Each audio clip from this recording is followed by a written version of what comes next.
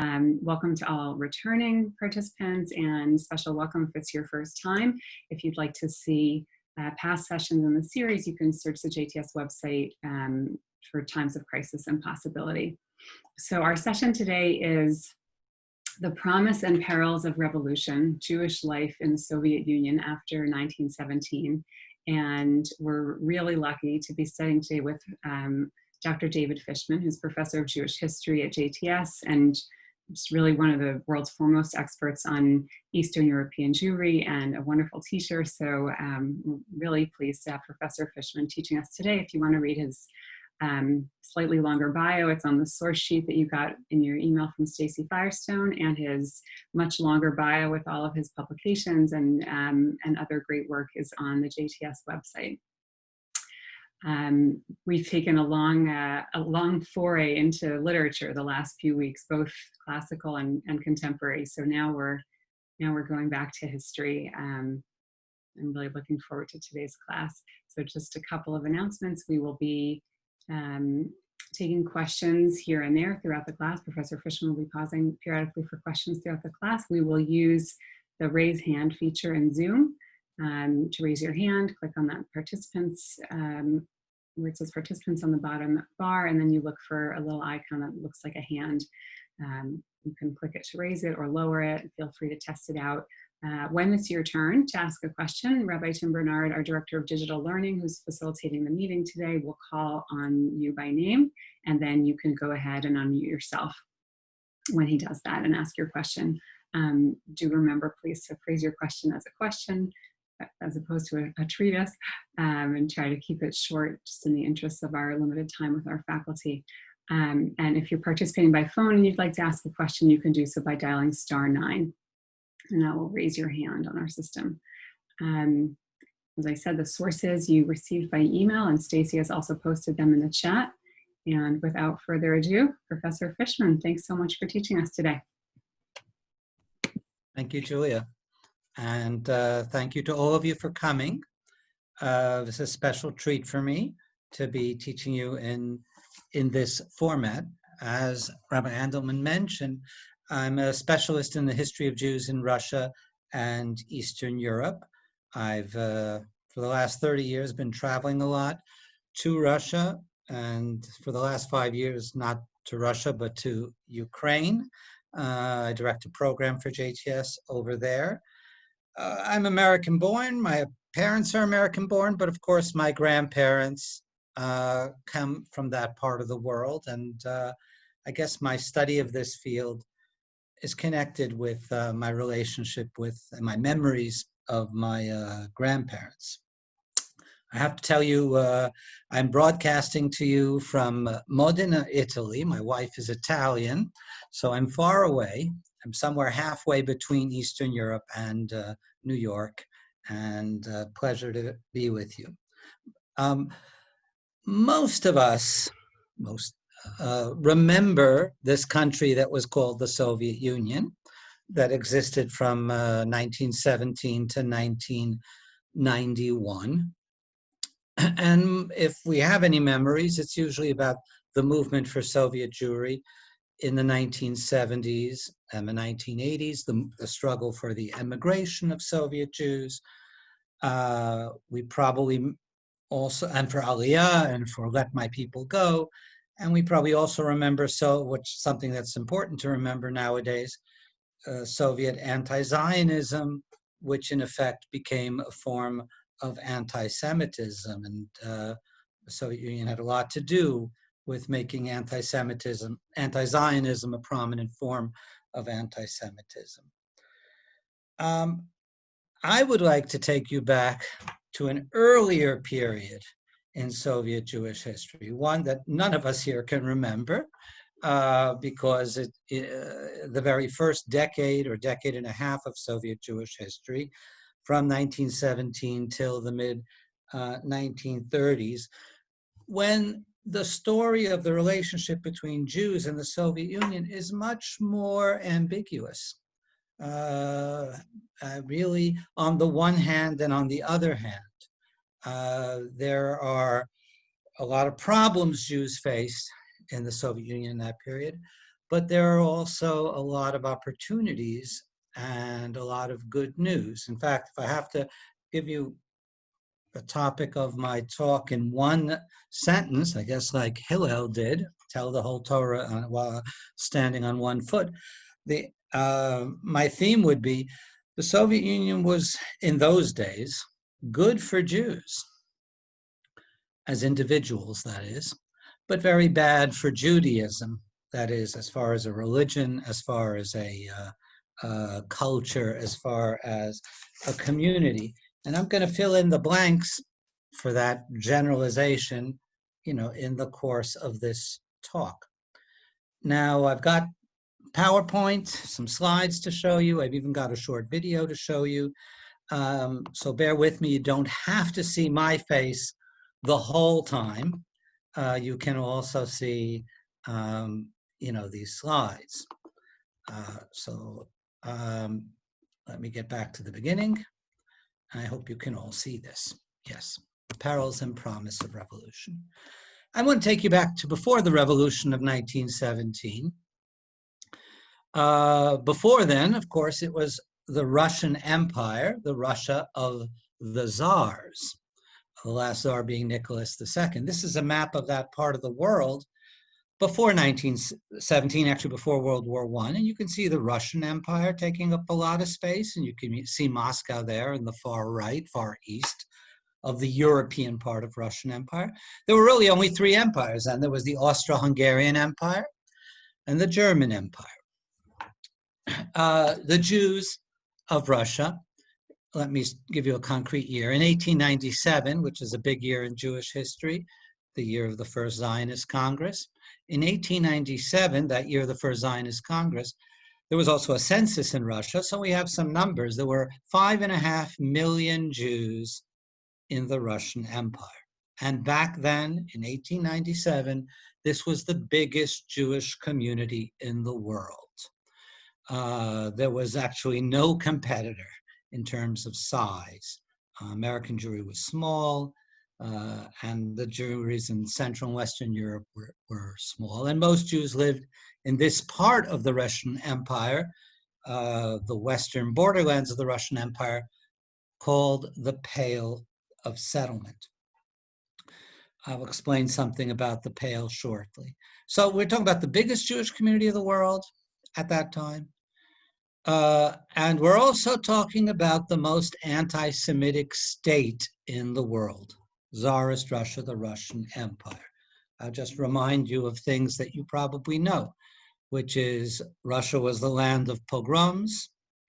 You see a photo there of the famous pogrom in Kishinev from 1903. There are several waves of pogroms under the Tsars. The pogroms of 1905 and 1906 are the most bloody. They have cumulatively thousands of victims, not dozens, not hundreds, but thousands. And Tsarist Russia is the land that created probably the most famous anti-Semitic book in modern history, the Protocols of the Elders of Zion. This is a Russian edition of the Protocols of the Elders of Zion, which is actually also called the World Secret Conspiracy, a book that claims to expose that there is a Jewish conspiracy to control the world. Russia is the land of the Beilis trial, a blood libel trial against a Jew in Kiev, which accused him of killing a Christian boy to use his blood for matzahs. This trial took place between 1911 and 1913. It's the last famous blood libel in modern Jewish history, a Jew put on trial supposedly for ritual murder. I could go on and on. I think you know this, that the Russian Empire was the most anti-Semitic country in the world, probably until the rise of Nazi Germany. And this was, on the other hand, and I think in our time we can appreciate this, a very creative community. It's not all about anti-Semitism and persecution. We have a crisis with anti-Semitism in our country now, but that doesn't mean American Jewry has stopped being creative or productive or having a rich communal life. Similarly with Russian Jewry back then, and these are just some of the most famous Russian Jews from the turn of the 20th century. The historian Shimon Dubnov wrote 10-volume World History of the Jewish People, the writer Sholem Aleichem, who wrote Tevye the Dairyman, and the great Zionist thinker and leader Vladimir Jabotinsky. Broadly speaking, because this is a talk about after the revolution of 1917, but broadly speaking, Russian Jews had three political responses to, to the growing anti-Semitism. And those three responses were mass migration to America. And for most American Jews, that's why we're here, because our ancestors left the Russian Empire for the United States.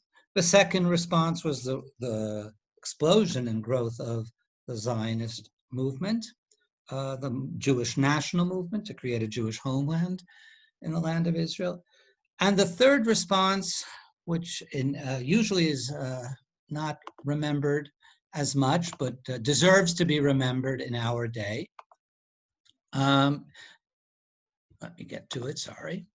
The third response is the Jewish socialist movement, a distinctly Jewish socialist movement called the Bund, which sought not for Jews to leave Russia, but for Jews to change Russia, to transform the country and the society in which they lived. So that you can see here on the left-hand side, if you know Yiddish, this is a poster by the Bund with the slogan at the top, Dorten wo wir leben, dort ist unser Land. The place where we live is our land. Obviously, the Bund is a very anti-Zionist slogan. You know, we live here, this is our country, we're not going to leave it, not for America, not for the land of Israel. And at the bottom, this Bundes poster says, a demokratische Republik, a democratic republic, volle politische nationale Recht für Jeden, full political and national rights for Jews. So those are the three big reactions to in the Tsarist period. But to finish this up, and then I'm happy to take a pause for some questions. I think it's fair to say that virtually no Jews really supported the Tsarist regime, not in any sincerity, and just about all Jews in Russia looked forward to the day when this regime, a regime characterized by brutality in many ways, but by anti-Semitism in particular, they all look forward to the day when this regime would fall. And therefore, when the Tsarist regime was toppled in 1917, to keep it simple, on the day that happened, Jews celebrated. Okay, I'm going to stop here for a moment or two if there are any questions on this pre-Soviet history. But again, to get to my bottom line point, when there was a revolution in Russia in 1917, Jews had high hopes. That's why I talk. This is a period of both crisis and of hope and of possibilities in 1917. Okay, Tim, take it.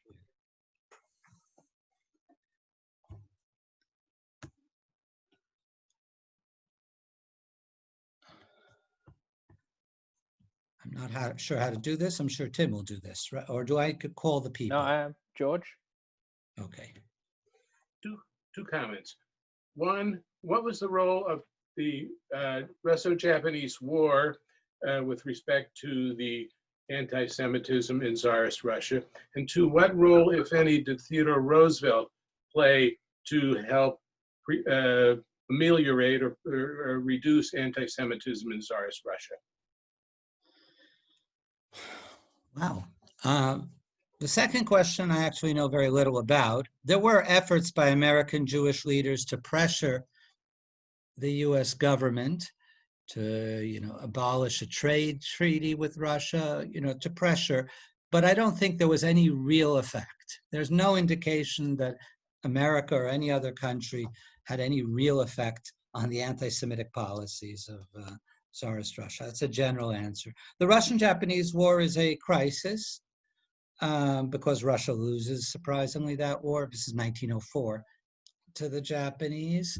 I don't see it as raising anti-Semitism. If anything, it raises hopes for revolution. That's the more important thing. People, including Jews, realize, you know what? This regime is not invincible. It just lost a war. So that's, I think, and it feeds the flames of Jews joining the socialist and revolutionary movement because it can be toppled, they believe. Raul?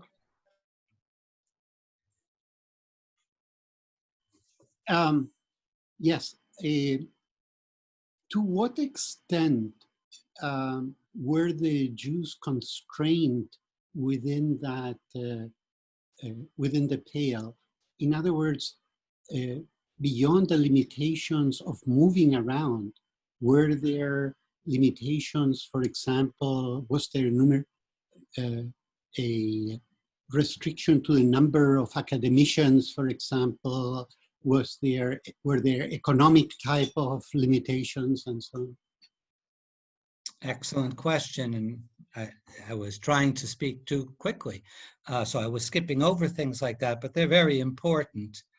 Just first of all, so that everybody understands, the Pale of Settlement was a legal entity. Jews overwhelmingly were required to live in these western borderlands of the Russian Empire. The vast majority of Jews could not live in Moscow, could not live in St. Petersburg, the two capital cities. You had to be a wealthy Jew and to live in those cities. So there was, as I believe it's Raul said, restrictions on mobility. Another famous thing that Raul was already alluding to is there were strict government applied, these were laws of quotas on Jewish students in universities. No more than 3% of students in any university, in any faculty of any university, could be Jewish. And no Jew could be a professor.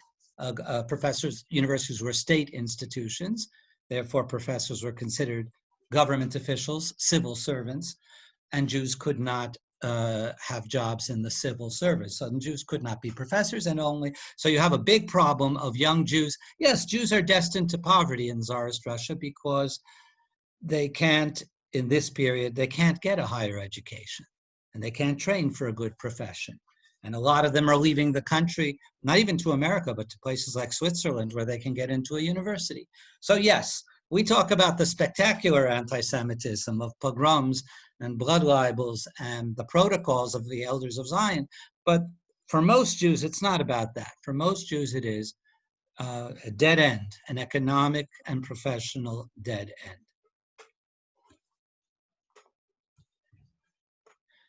Okay, I think I'll move forward if that's okay.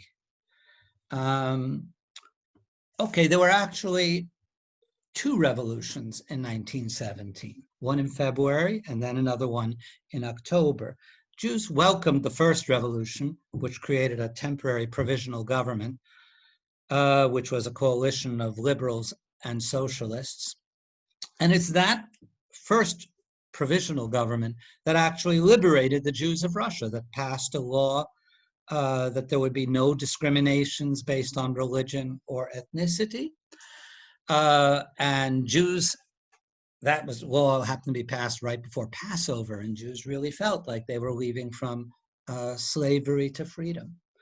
And there's a very rich Jewish life in this kind of basically 6-month honeymoon between February and October of 1917, when there are no restrictions. There's no censorship, there are no quotas. But the October Revolution, the second revolution of 1917, which was run by the Bolsheviks, by the communists, the Bolsheviks party, was a different thing. I will get back to this screen in a minute. I'm going to unshare it. Forgive me.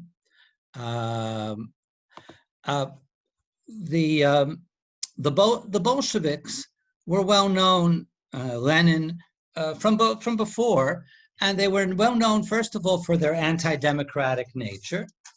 That is, they truly believed in creating a one-party state. The Bolshevik Party, the Communist Party, was the workers' party. This was going to be a country ruled by the working class, so the Workers' Party would be the ruling party, the only party. It was also known that the Bolsheviks were very doctrinaire when it came to economics. I'm giving you all the reasons why Jews and many others were not happy to see the Bolsheviks come to power in October 1917.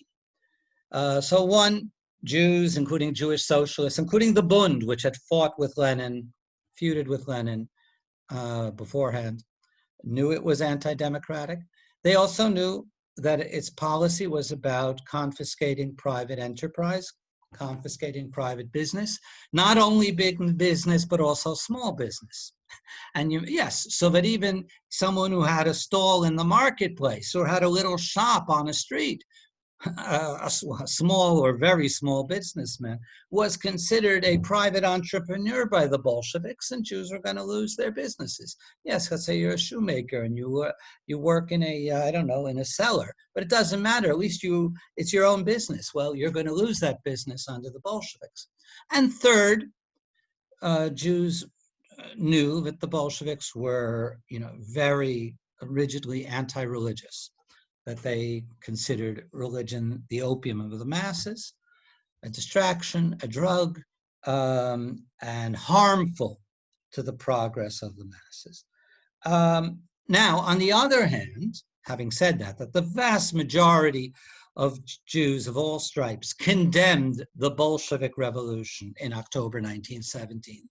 The Zionist movement condemned it, the Bund condemned it, religious Jews, and just plain middle-of-the-road Jews condemned the Bolshevik Revolution. Nonetheless, it must be said, and it's important for you to keep this in mind, that in the upper ranks of the Bolshevik Party, there were a significant number of assimilated Russified Jews, people who either had Jewish names or were known to be of Jewish background.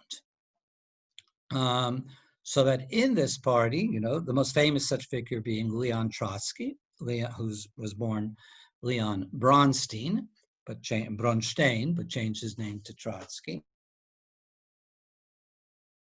And many of the others changed their name to Russian-sounding names, but it didn't matter. Everybody in the party and in Russian society knew that they were born and raised Jews. The other names are just not as famous, whether it's Kamenev or Zinoviev or Sverdlov, et cetera, et cetera. In fact, when the Bolsheviks took power, there was a joke that was told, because in the very first Soviet government, it was still a coalition government with another party, and one of the ministers from that other party was a religious Jew, Isaac Nachman Steinberg. And supposedly Steinberg once went over to Lenin, the head of the new Soviet regime, and said, "Comrade Lenin, excuse me, but I have to go outside, I have to pray, I have to daven mincha."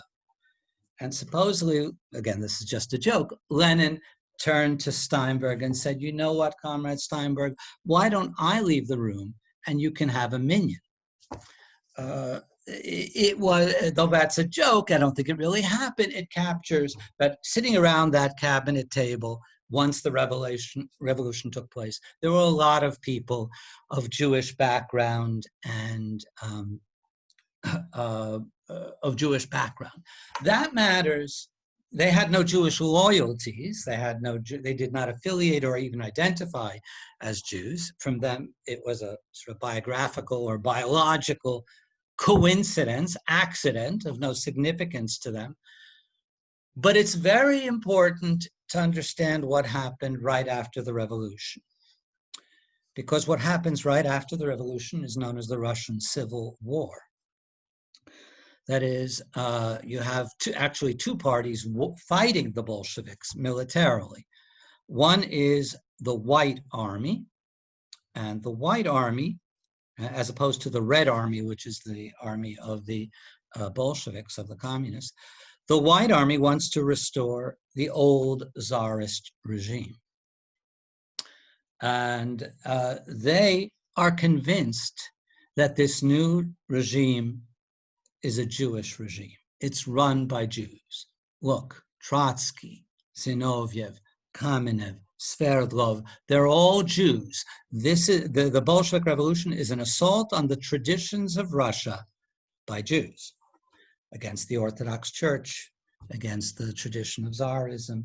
And therefore, the White Army, as it fights the Red Army and goes through different cities and towns, perpetrates massive pogroms. From before the revolution, the slogan had been "Bei Zhidov spasai Rossiyu," beat the Jews and save Russia, beat the Jews and rescue Russia. The other party that is very that has actually a very same attitude is these are, and the head of the White Army here is the man on the left, General Anton Denikin. The man on the right is Semyon Petlura, who is the leader of the Ukrainian Nationalists, who are fighting to break Ukraine, that area in the south, away from Russia, from the new Soviet Russia. And Petlura's forces, the same. That is, as they fight the Red Army and they go through different cities and towns, they perpetrate large pogroms because they too are convinced that the Bolsheviks are Jews and the Jews are Bolsheviks. In general, these pogroms from 1918 to 1920, Jewish historians at least estimate that 50,000 Jews were killed. That's right, 50,000. That's a large, large number. The only reason we don't remember this a lot in Jewish history is, first of all, because it's been overshadowed by the Holocaust, though until that point, nowhere in the world had 50,000 Jews been killed in modern times. The other reason we don't remember it is because the survivors of those pogroms themselves perished in the Holocaust a little more than 20 years later, so they didn't live to tell their story about the pogroms. So there are many reasons why this has sort of gone into a black hole of history. But at the time, this is the single largest catastrophe in modern Jewish history, the pogroms perpetrated by the White Army and by the Ukrainian nationalists. The reason this matters for us, besides for its obvious reason, is Jews choose the lesser of evils. The Red Army, the Bolshevik Army, perpetrates relatively few pogroms, and also when the Red Army did perpetrate pogroms, they were punished, the pogromists in the Red Army. The Bolsheviks come out as a clearly anti-Semitic party that will not tolerate pogroms. I want to show you, if I'm capable of that, a short video of a speech by Lenin. I gave you a text, what was one of the texts as well, but if you didn't read the text, that's fine. I hope I can find it and show you the video of Lenin. Sorry. Maybe Tim can help me here, of Lenin speaking about anti-Semitism. Tim, are you there? No, not that. Got it. There we are. Thank you. I get lost sometimes. There we are. It's got English subtitles, so you should be able to hear. Okay. Антисемитизмом называется распространение вражды к евреям. Когда проклятая царская монархия доживала свое последнее время, она старалась натравить темных рабочих и крестьян на евреев. Царская полиция в союзе с помещиками и капиталистами устраивала еврейские погромы. Ненависть измученных нуждой рабочих и крестьян помещики и капиталисты старались направить на евреев. И в других странах приходится видеть нередко, что капиталисты разжигают вражду к евреям, чтобы засорить глаза рабочих, чтобы отвлечь их взоры от настоящего врага трудящихся, от капитала. Вражда к евреям держится прочно только там, где кабала помещиков и капиталистов создала беспросветную темноту рабочих и крестьян. Только совсем темные, совсем забитые люди могут верить лжи и клевете, распространяемой против евреев. Это остатки старого, крепостного времени, когда попы заставляли сжигать еретиков на кострах, когда существовало рабство крестьян, когда народ был задавлен и безгласен. Эта старая крепостническая темнота проходит. Народ становится зрячим. Не евреи враги трудящих, враги рабочих, капиталисты всех стран. Среди евреев есть рабочие, труженики, их большинство. Они наши братья по угнетению капиталом, наши товарищи по борьбе за социализм. Среди евреев есть кулаки, эксплуататоры, капиталисты, как и среди русских, так и среди всех наций. Капиталисты стараются посеять и раздеть вражду между рабочими разной веры, разной нации, разной расы. На розни рабочих держится сила и власть капитала. Богатые евреи, как и богатые русские, как и богачи всех стран, в союзе друг с другом давят, гнетут, грабят, разъединяют рабочих. Позор проклятому царизму, мучившему и преследовавшему евреев. Позор тем, кто сеет вражду к евреям, кто сеет ненависть к другим нациям. Да здравствует братское доверие и боевой союз рабочих всех наций в борьбе за свержение капитала.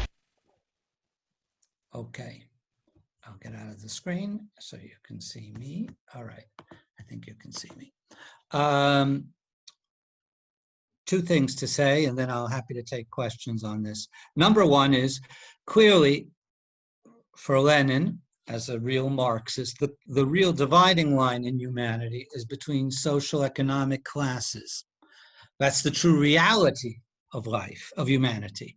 The real conflict in the world is between capitalists, that is, those who own capital and are wealthy, and between workers who are enslaved to the capitalist. All other divisions are, to some extent, illusory. And therefore, you know, anti-Semitism from his perspective, from Lenin's perspective, is a tool that is used by the rich to distract the poor from their true problems. Blame the problems of the poor on the Jews. I'm just translating what his thinking is. But what I want to also stress is not only the content of his thinking, but its impact, which is, this is powerful. Just after the revolution, you know, and this has a tremendous effect on Jewish public opinion, both in Russia and in the world. The new state in Russia has come out vociferously, uncategorically, clearly against anti-Semitism. It bans anti-Semitism, literally makes it an illegal act to engage in anti-Semitism. And again, in real life, this has real consequences because it outlaws pogroms and it's fighting pogromist forces. So to finish up this point, then I'm happy to take some questions. If in October 1917, Jews were not happy with the Bolshevik Revolution, when the pogroms start piling on in 1918, 1919, Jews embrace the Bolsheviks as their saviors. And there is a new honeymoon because these are the people who rescued us from death. And no Soviet Jew in the 1920s and 1930s will ever forget that this regime rescued us from certain death at the hands of the whites and of the Ukrainians. Okay, I'll take questions. Dale?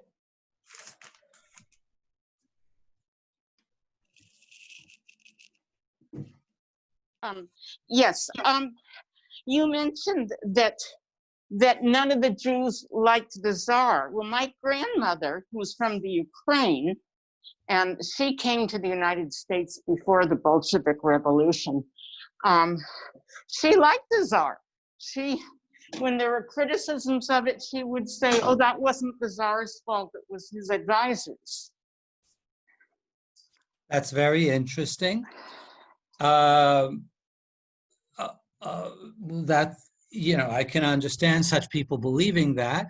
Most people didn't think that way. Most people understood, and actually historians know from that Nicholas II, the last Tsar, was personally virulently anti-Semitic. But it's interesting to hear your grandmother defended him and said it was all about other ministers and advisors. I'll take that into consideration. Stephen?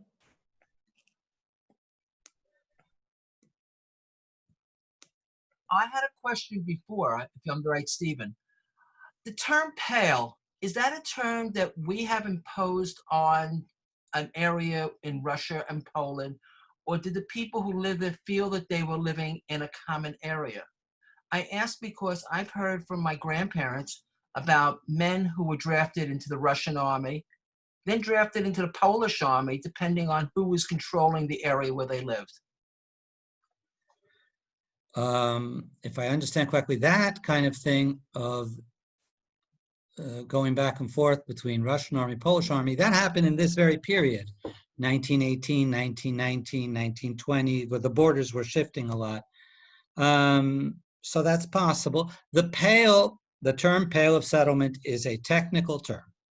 It's a legal term. Of course, they didn't speak English, so they called it in Yiddish or Hebrew Tchum HaMoshev, or Tchum HaMoshav in Hebrew and Yiddish, or in Russian Cherta. But it means the realm of Jewish settlement. Pale here doesn't mean bucket.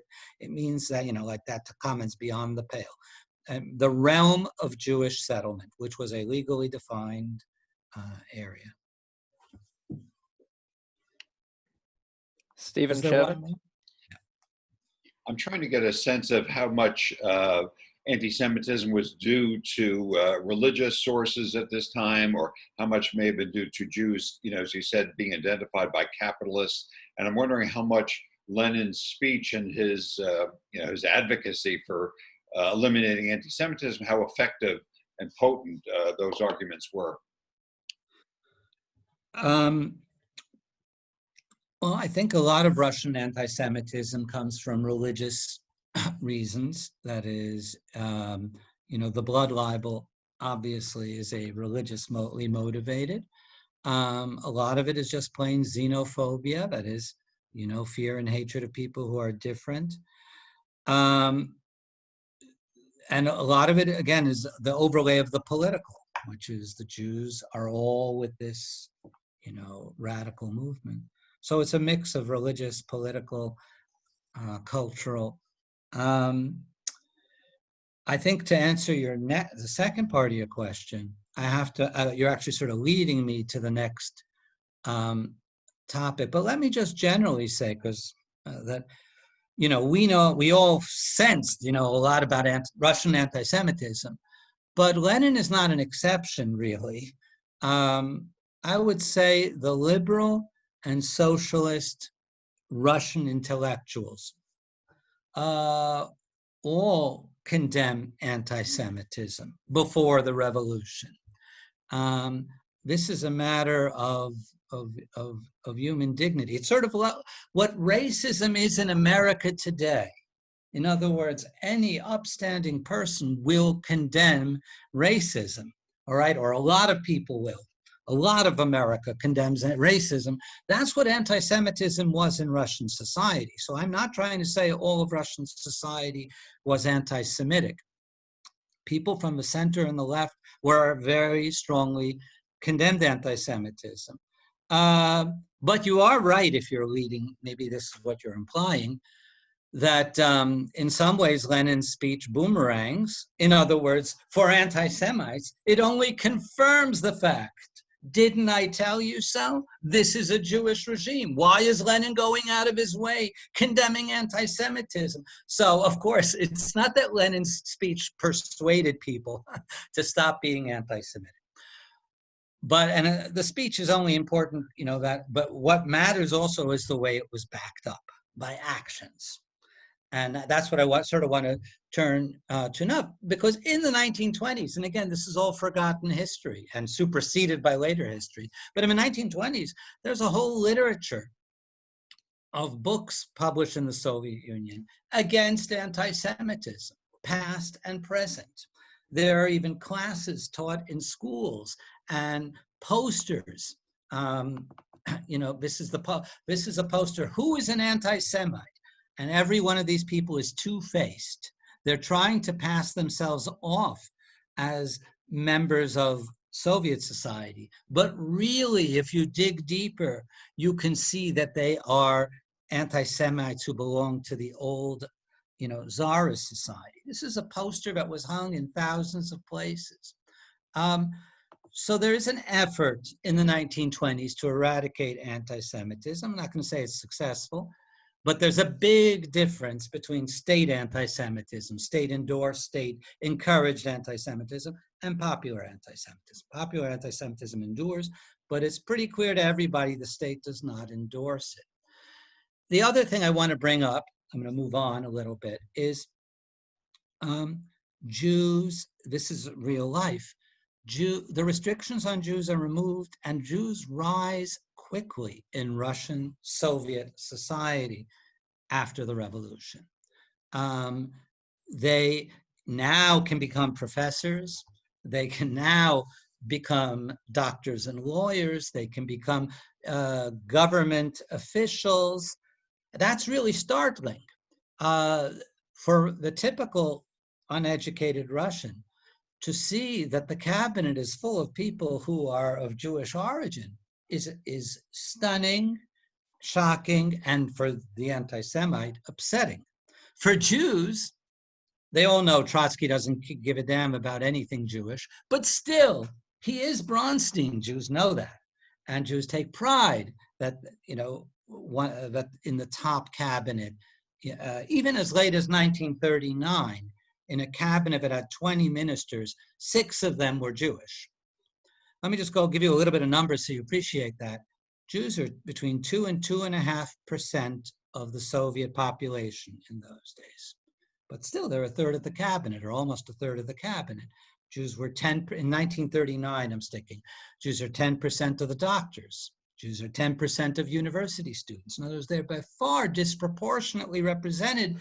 And this has all happened in 20 years, that is from 1917 till 1939, this tremendous socioeconomic rise to leadership positions. In part, I have to be honest with you, and again, the best analogy is to think about race in America.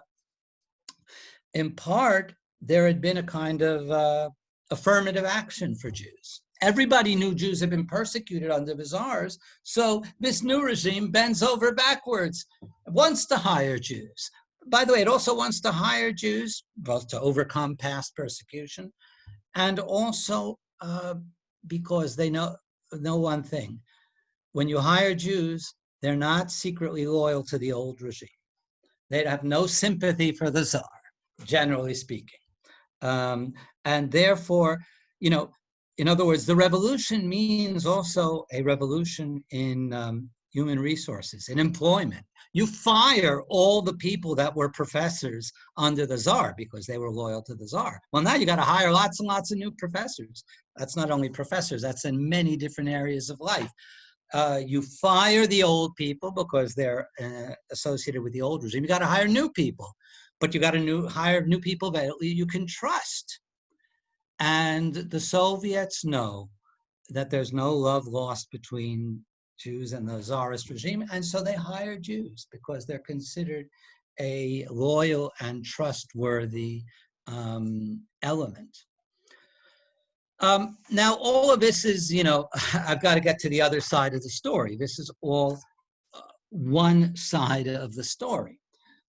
The other side of the ideology, so this is good for Jews.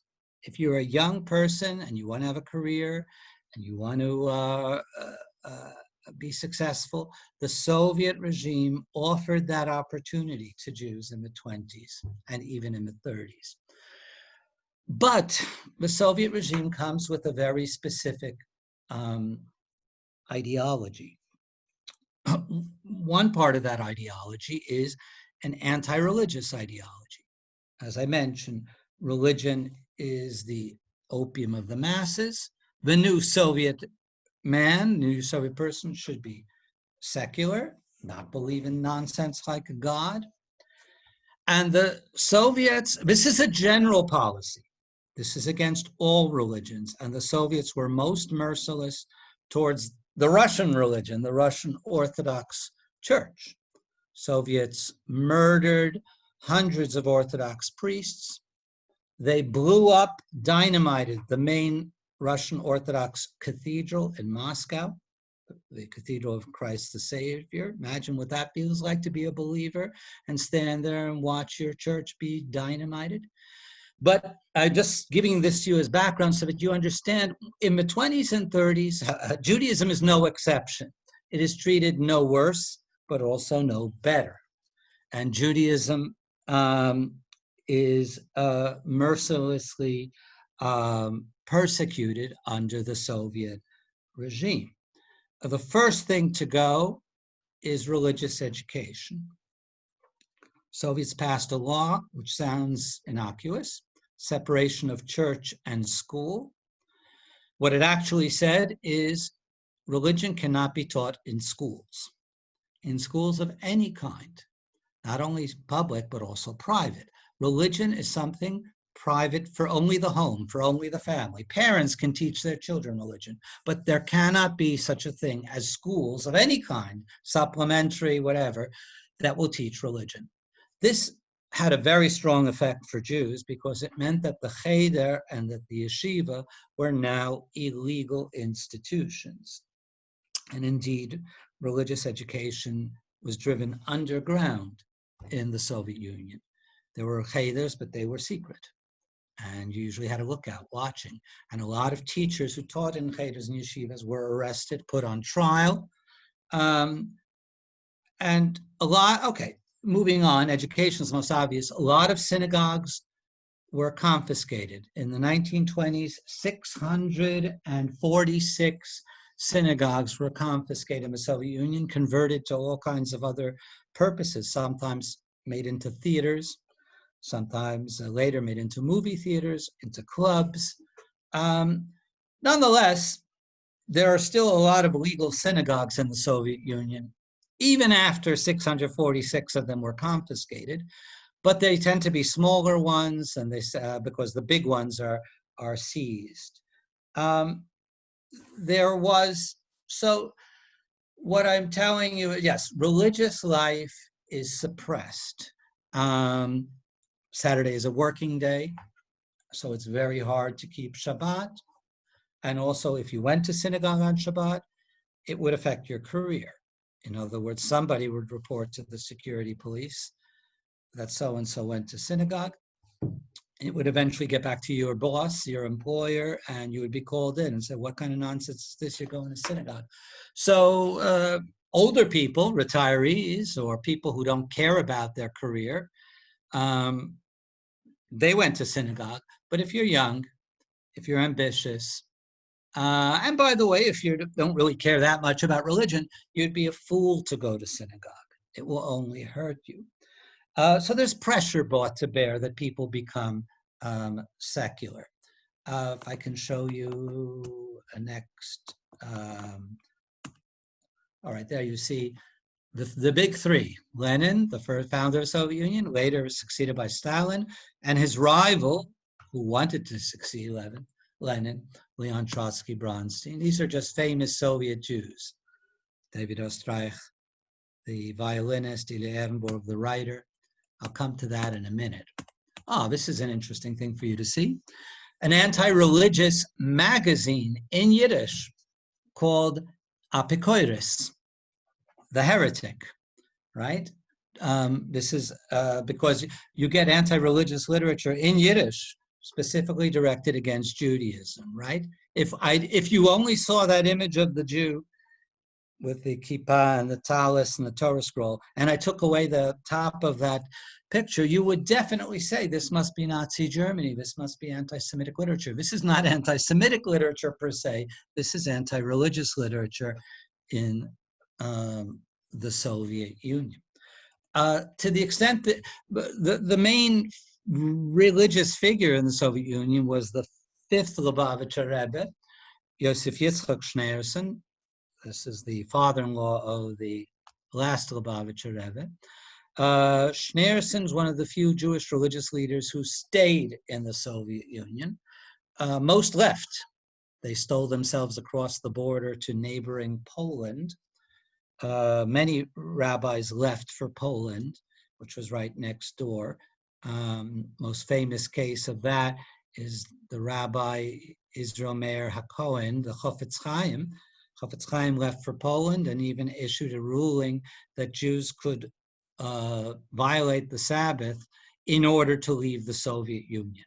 That it was a matter of pikuach nefesh. It was literally saving your life in the sense of saving your Judaism and your spiritual life to get out of that country. And therefore, if you needed to travel on Shabbat, pay for tickets on Shabbat, sign papers on Shabbat, go right ahead. Do whatever you need to do to leave the Soviet Union. And most rabbis, most yeshivas, and the Orthodox, many of them left. Schneerson stayed and tried to organize a Jewish religious underground in the Soviet Union. He even got funding for this underground from the Joint Distribution Committee, a Jewish philanthropic agency. But Schneerson did this for almost a decade until he was arrested in 1927 and eventually, after being held for a couple of months, was expelled from the Soviet Union. He ended up living in other countries, eventually immigrating to America. A similar thing happens with Zionism.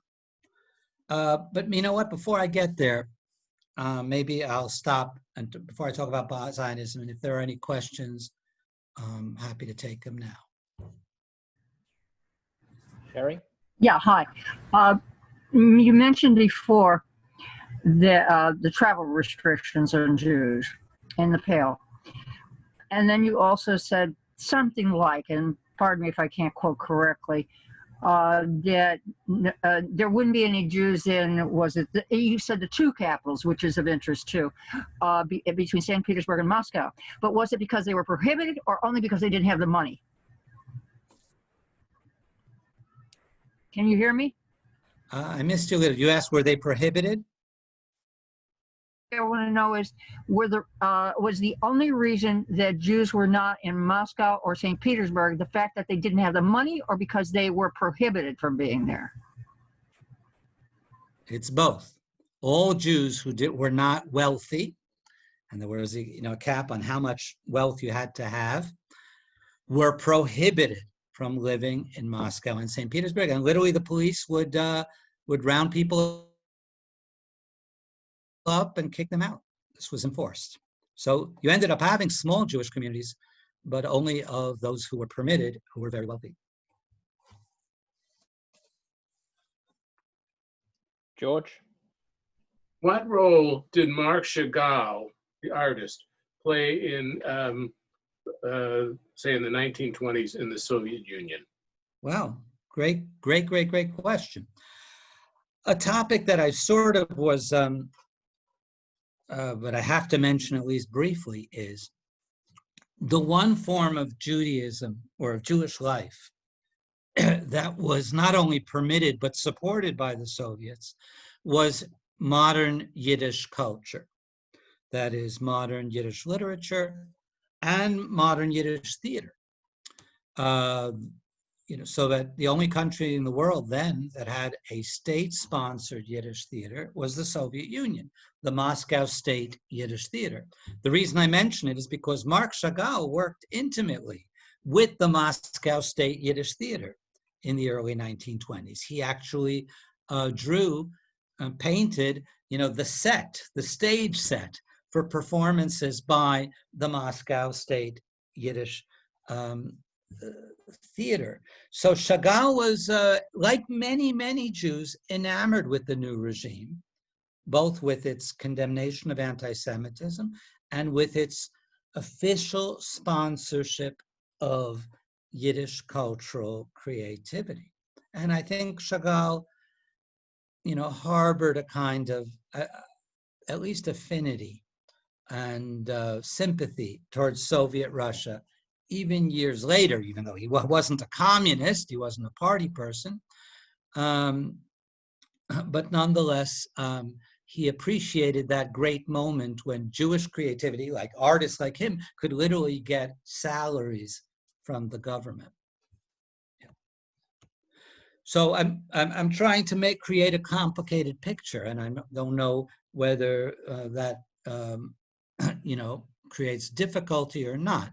But so Judaism as a religious form of expression is outlawed. Let me just go to the other things.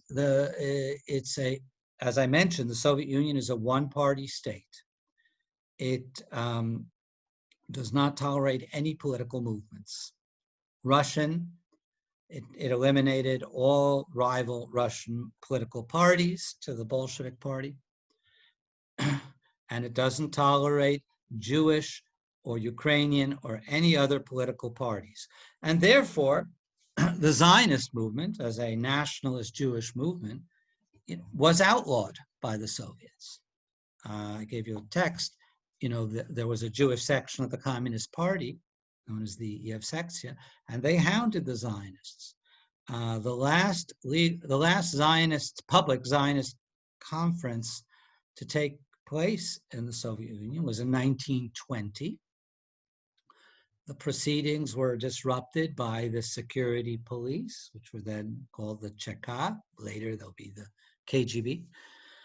The proceedings are disrupted, and the delegates go out, to prison singing Hatikva. And there will not be another, Zionist conference in the Soviet Union. Actually, you could almost say ever again. Certainly not until, the late 1980s. Connected with that, interestingly enough, the modern Hebrew culture was outlawed. Now that's sort of interesting. I mean, this is out by association, outlawing a language regardless of its content. There actually were some Hebrew writers who sympathized with the Bolshevik Revolution, who wanted to write communist poetry in Hebrew, but they weren't allowed to because Hebrew was guilty by association, both its association with Zionism and its association with the Jewish religion. So on the one hand, Yiddish is raised to the status of like a state language, state sponsorship, but Hebrew is outlawed. The Hebrew poet, the great Hebrew poet Chaim Nachman Bialik, left the Soviet Union in 1921. He was able to get out thanks to personal intervention by the Russian writer Maxim Gorky. The last Hebrew cultural institution in the Soviet Union was the Hebrew theater, Habima, which happened to get, again, protection from Gorky, a famous Russian writer in good standing with the Soviet regime. Gorky protected Habima against repeated attacks, but eventually life became untenable for the Hebrew theater. They left on a tour abroad in 1926, and of course never returned. They settled in Tel Aviv, where Habima became the national theater of the Yishuv and later of the State of Israel. So what I've tried to, what you've got here is a complex picture.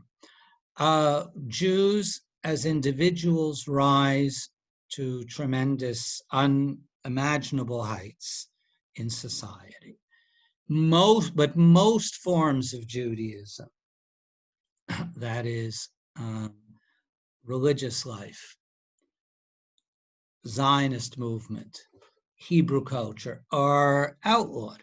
And maybe the most interesting question to ask is, let me make it as a statement first, is, so what you have in literally 22 years is maybe the most Jewish of Jewries, Russian Jewry before 1917, becoming the most assimilated of Jewries in just 22 years.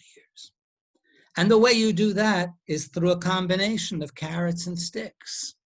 The carrot being, if you play ball and you become part of Soviet life, you can become a minister. You can become a professor. You can become the top doctor. But if you, insist on maintaining this, religious lifestyle, or if you insist on, expressing your support for Zionism, you're going to a prison camp.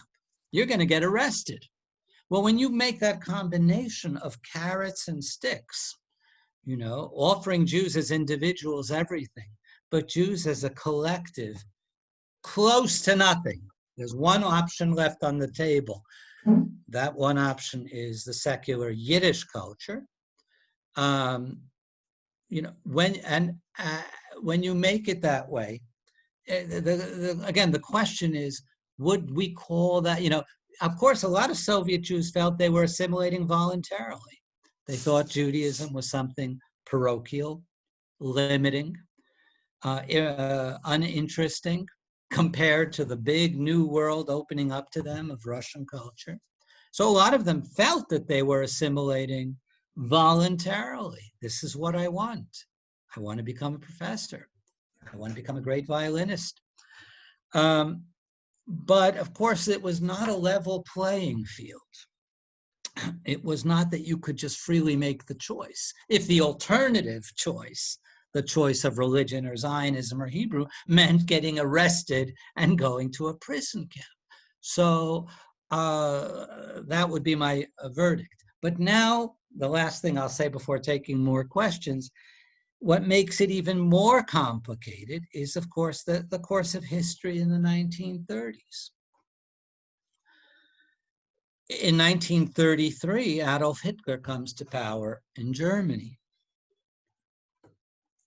The one country in the world that from the very start is vociferously opposed to Nazism is the Soviet Union. The foreign minister of the Soviet Union, Maxim Litvinov, is Jewish. He was born in Bialystok. He went to Cheder. And nobody, overlooks that fact, that the Jewish foreign minister of the Soviet Union, from the rostrum of the League of Nations and from other places, is condemning Nazi Germany, including its anti-Semitism, its militarism, its anti-democratic nature, and its anti-Semitism is there prominently. So, in the 30s, again, 33, 34, 35, again, Soviet Jews could take solace in the fact, Stalin, who did terrible, brutal things I can't even begin to list, but Stalin is against Hitler. At least that's the way it was in the mid-1930s. Our country is against Nazism. That's why the calculus of what the Russian Revolution meant for Jews from 1917 to 1939, it was very complicated and varied from person to person. I think ultimately the question was, how important is your Judaism to you? Is it really that important that you're willing to pay a big price for it? And every Soviet Jew had to make that decision. Is their Judaism important enough that they're willing to take risks and pay prices? And so that's the dilemma of Soviet Jews in the 1920s and 30s. Okay, are there any questions or comments? Warren? Yes, Doctor, I was wondering if you could comment on how the various Jewish constituencies looked at one another. We know how kind of German Jews looked at East European Jews, the poor Jews. And I was wondering how the, let's say, Zionist Jews might have looked at Jews that were not espousing their views and their opinions.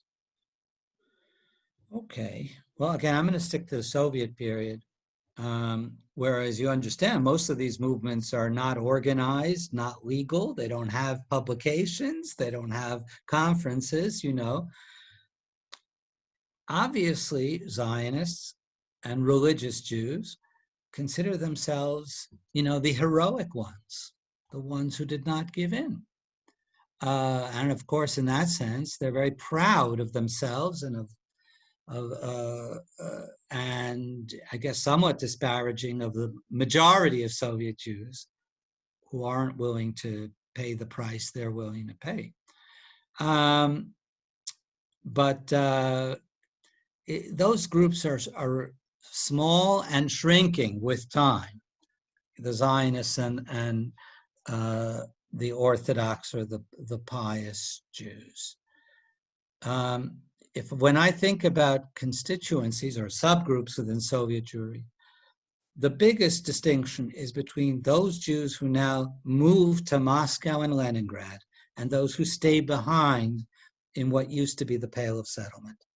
In other words, now Moscow and Leningrad are open. St. Petersburg becomes Leningrad. Those cities are open. There's no Pale of Settlement anymore. And young Jews, aspiring Jews, they move there into these cities that hardly had Jews before. And there they move up the ladder. And so the big difference is the Jews in these new places, Moscow and Leningrad, where Jews are a small minority. Jews are never more than 5% of the population of Moscow or Leningrad. And Jews who stay behind the Pale of Settlement, they can be in a city like Minsk, which is about half Jewish. That's a big difference, a city that's half Jewish from a city like Moscow where Jews are 5%. So the big difference in constituencies is these young people moving to the metropolises and the middle-aged and older people who are staying behind in Jewish cities and in Jewish towns. Brian? Yes, so we're talking about Soviet Yiddish culture.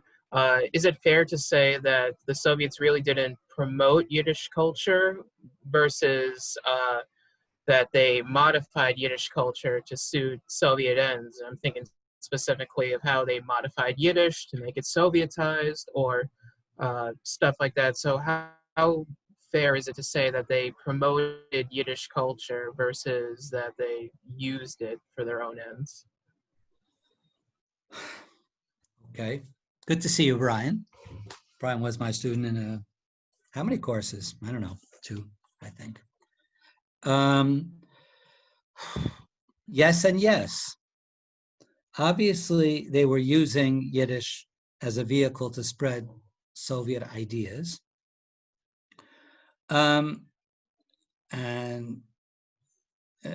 They needed the language, the mother tongue of most Jews, to get their ideology across to them.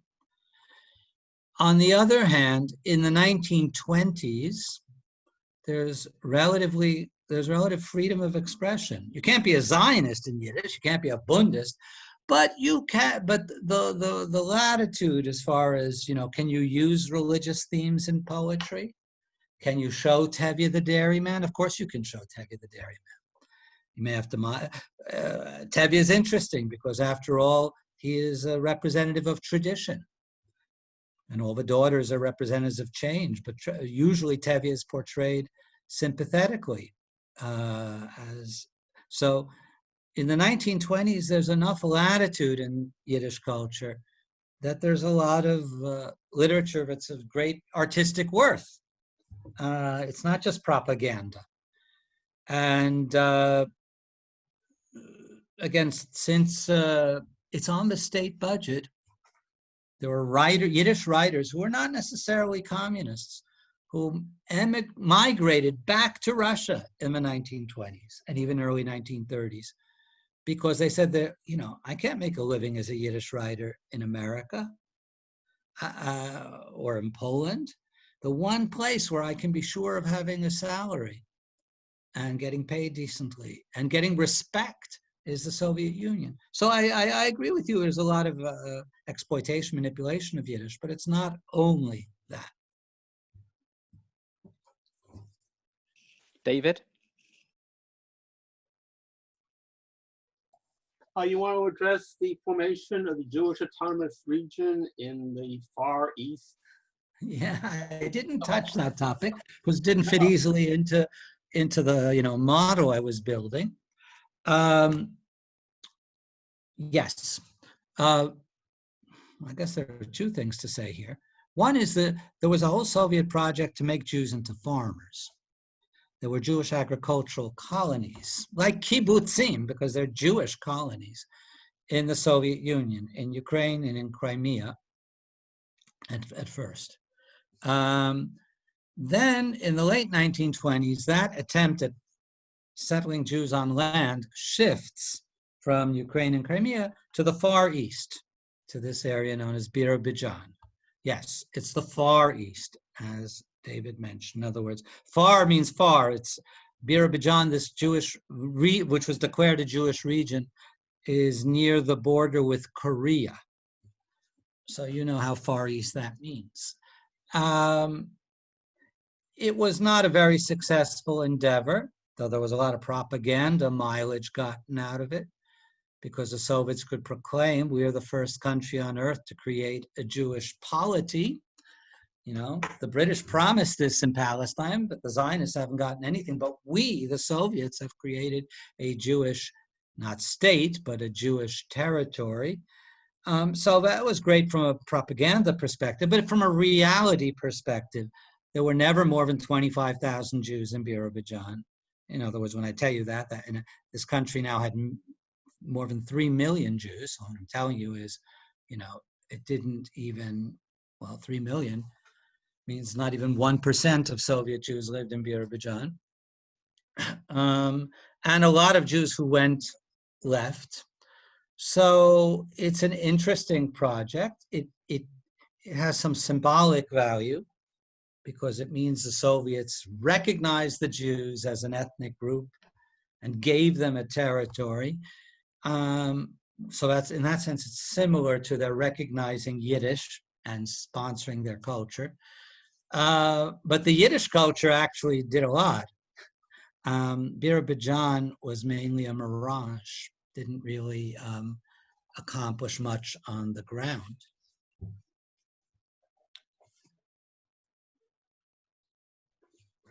Professor Fishman, I'm just going to jump in because I know we have more questions, but we're at 2:13 Eastern time here. So I wanted to just, I don't know if you can stay and address additional questions after the official end or if it's too late for you, but I wanted to just give you the last minute if you wanted to say anything in closing.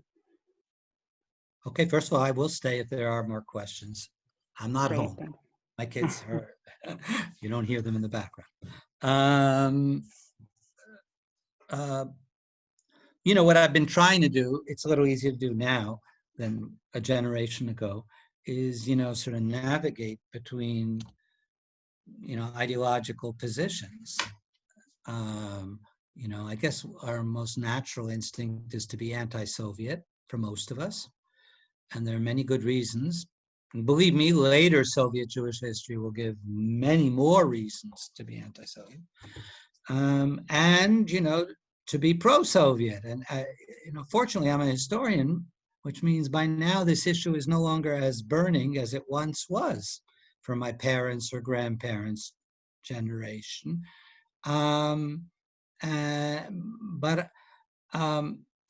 It's the complexity of this period that really attracts me. It's so good. If it's, as there's a Yiddish expression, if things are so good, why are they so bad?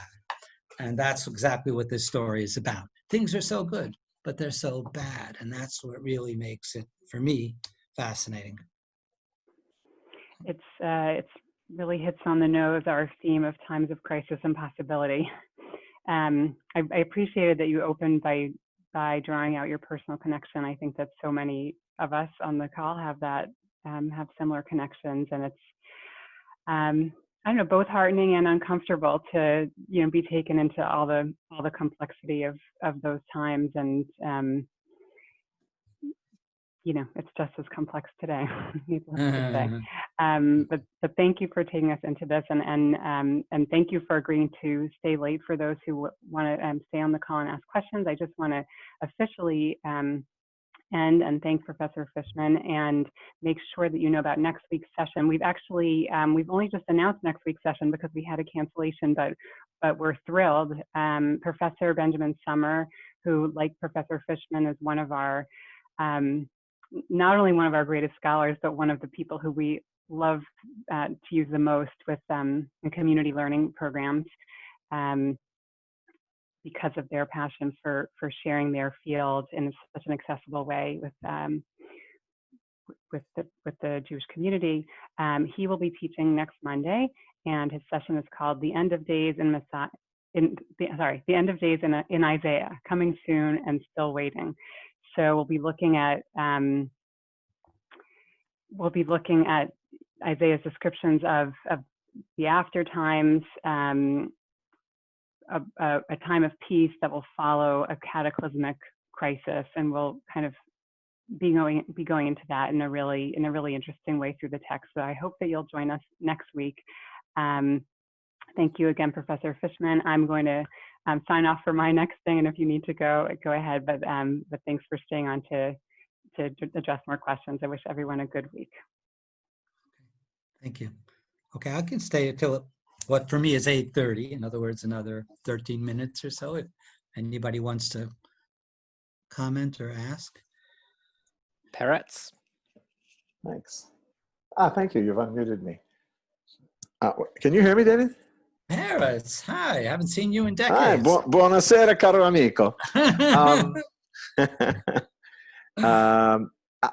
For most of us, many of us, I'm looking at the age of the people around here on the screen, our first deep awareness or serious awareness of Soviet Jewish life came with the publication of the Jews of Silence, and we're talking about the end of the 1960s and into the 70s and beyond. So what do we know about communication between Soviet Jews and Jews in the West in the 20s, 30s, 40s, 50s, about the responses of Jews elsewhere to developments in Soviet Jewish life, or was it such an impenetrable place that we had no idea what was going on? We in the West, as it were, had no idea what was going on. What do we know about that? I think the broad strokes of what I described to you could be known to anybody who wanted to see it. Right. Obviously, Jewish leftists, Jewish communists either didn't want to see or didn't care much that Zionism was being persecuted or religion was being persecuted. But that was their choice. It was not unknown that Zionists are being arrested or that religious institutions are being closed down. And there were even, correspondent for the Jewish Telegraphic Agency in Moscow who sent, daily reportages, and the Forward, the Yiddish paper had, so the word got the davar in Eretz Yisrael, so it's not like we're talking yet about a full-fledged Iron Curtain. There's no contact. There's no, people followed the Soviet Union with great interest, especially people on the left. And after all, part of the Yishuv, since I'm talking to you, that part of the Yishuv was very interested and even sympathetic. Even Ben-Gurion in the early years was fascinated by the Soviet Union and thought that the Yishuv could learn from the economic model of the Soviet Union. So there is traffic back and forth, and there is knowledge. Okay, I'm going to leave it at that rather than make it a complicated topic. Yeah, but it's not, later there'll be a breakdown in communication. Later there will be very little contact. When Stalin in the late 30s will vilify the West and say anyone that has contact with the British or with, the Americans is a spy, in the late 30s, a breakdown of contact. But until the late 30s, there's enough contact for people to have a sense what's going on there. Phyllis? Yeah, thank you. You seem to paint a kind of golden age of the Jews and at that time, yet it was also bad for the Jews in the sense that they were quote unquote persecuted because of tendencies towards Zionism, or trying to keep alive the Zionist movement, synagogues, etc., etc. But it seems in that regard they're not singled out, Right. and it's, to me it sounds like it's hard to call that anti-Semitism. But did the Jews themselves perceive it as anti-Semitism? I couldn't agree more with you. In other words, Jews are not singled out. There's no double standard. Judaism is not persecuted more than other religions in this period, but more than the Russian Orthodox Church. Zionism is not persecuted more than other political movements, the other Russian political parties. It is. So in that sense, you can call it anti-humane. You can call it anti-democratic.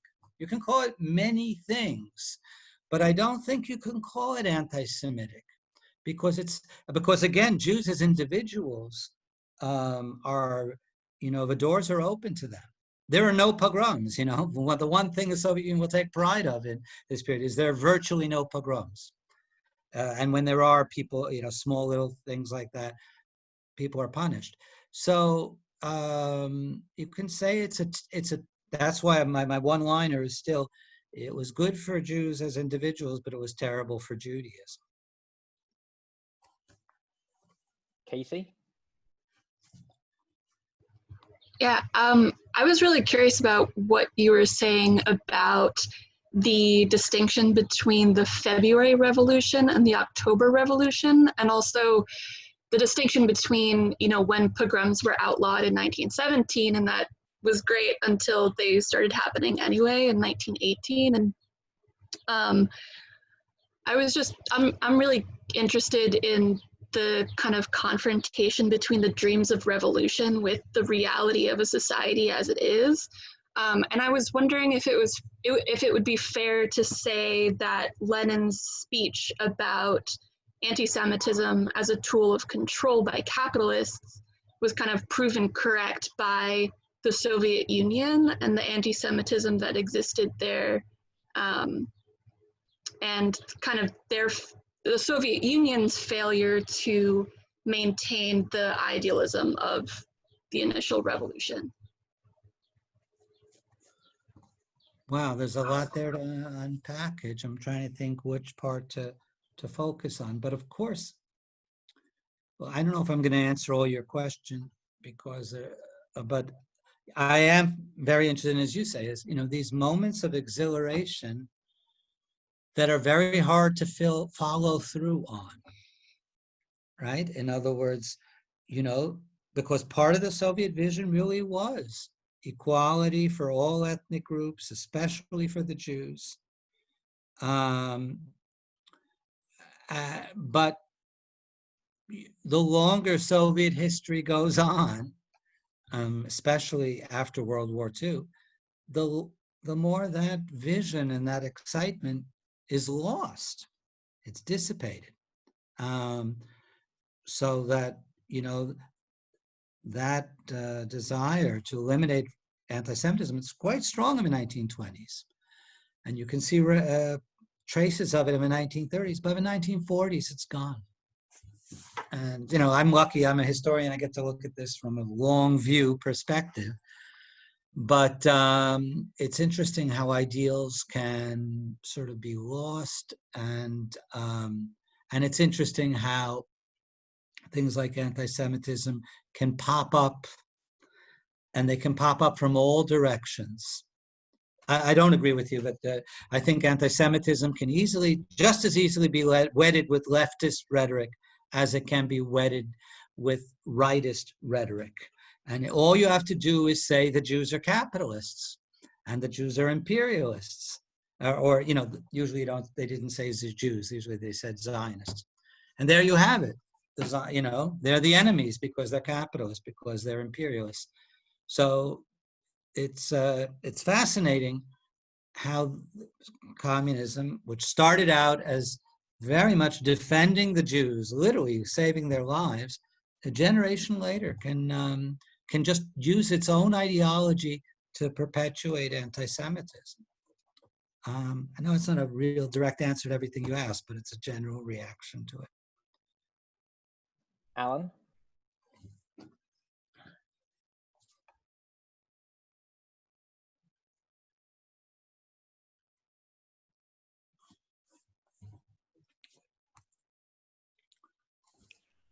Okay, I found this whole thing very fascinating here. Thank you again for enlightening us. Question is, why were there so many Jews, you mentioned over 5 million, in the Soviet Union in the first place? Well, let me clarify a few things. Well, Eastern Europe was the center demographically of the Jewish world up until the Holocaust. That's just a fact. Let me clarify a little bit about the numbers. I said the 5 million, 5.5 million. That was from 1897. But remember, there's World War I in between. And in World War I, borders shifted. You got a new country there called Poland, which didn't exist as an independent country before World War I. So after World War I, when the dust settles, around 1920, you got between 3 and 3.5 million Jews in Poland, and between 3 and 3.5 million Jews in the Soviet Union. But, you know, those were in numbers. You know, if you take those two countries together, Poland and the Soviet Union, there were more Jews in those two countries than in the United States on the eve of World War II. You know, the United States had, I think, 4.5 million Jews on the eve of World War II. But these two countries had between 6 and 7 million Jews. But, you know, of course, that's all changed because of the Holocaust. But to get back to your question, basically since the 1500s till World War II, Eastern Europe is, in terms of numbers, the largest center of Jewish life in the world. They got there because once upon a time, before the Tsars, actually under the Polish kings, Eastern Europe was a good place for Jews to be. Jews migrated to Eastern Europe from Germany and Central Europe back in the 1500s and earlier because it was actually better to live in Poland than to live in Germany. Okay, anyway, that's my rather long-winded answer to your question. One more?